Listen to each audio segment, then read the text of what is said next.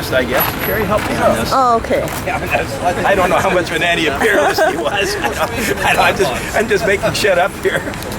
But he wrote in a comment. He wrote in the Scottish dialect, so he didn't write in High English. He was writing in the Scots dialect. Oh, okay, I see. So there's a picture of a tiller, which is real people's poetry. Okay. And then if you come around, Anna, you'll see. Sorry, Dan. And there would be like a crofter cottage where they're sitting around the fire. Okay. And they would have cooked their meals possibly on the fire, and that would have been their heat source. And that would be a crofter cottage in the Scottish Highlands. Okay.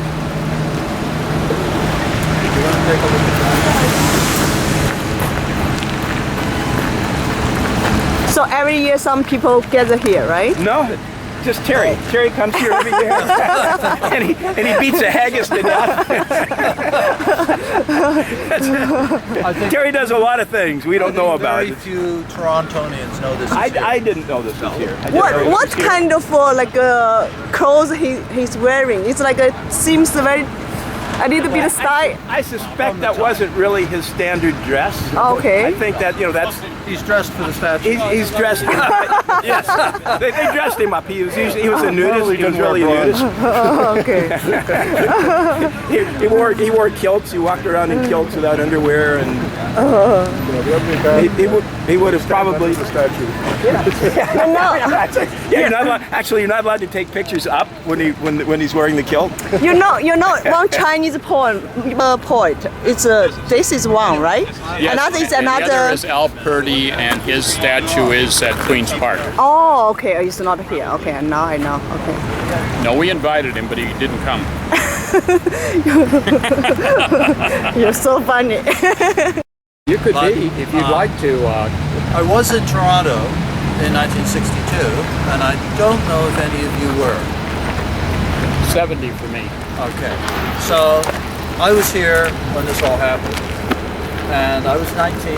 I was in my first job, which was at the University of Toronto. I left high school, and I was working in the offices of the University of Toronto. And what you won't find in the books, but you will find in the interview with Joe Rosenblatt that was on the radio, CIUT, about a month ago, and I'm sure you can get that these days on the internet, is that this whole event actually began in a springtime instant, to coin a phrase. The type of book. The springtime instant was April, and it was in Queen's Park. And in Queen's Park in April, Milton and Joe Rosenblatt and some other people tried to do poet in the park type of thing in Queen's Park. It wasn't well received. Because at that time, there was a bylaw in Toronto that people could not read poems in parks. Well, they couldn't really do anything in parks.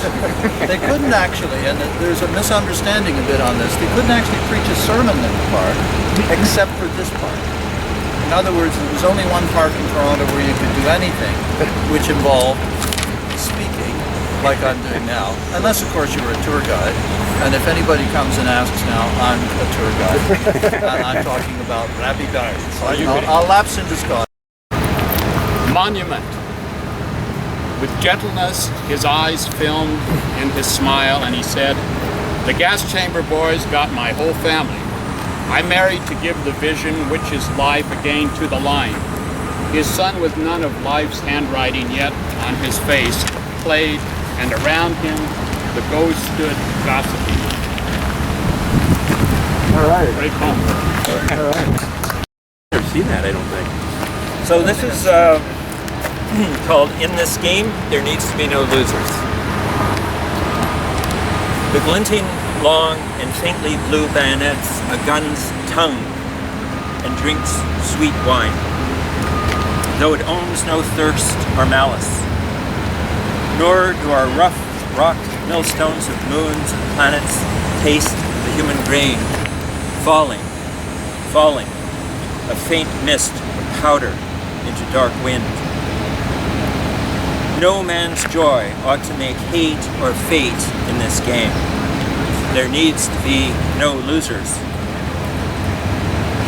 But jokers are tossed in like clubs, ripped green off trees, dripping acid, hilts of weapons arbitrary with weight and motion stuck into urgent hands on their do or don't spot, balls pinch-weary with malice, while the people-pedaled stands cry, "The umpire!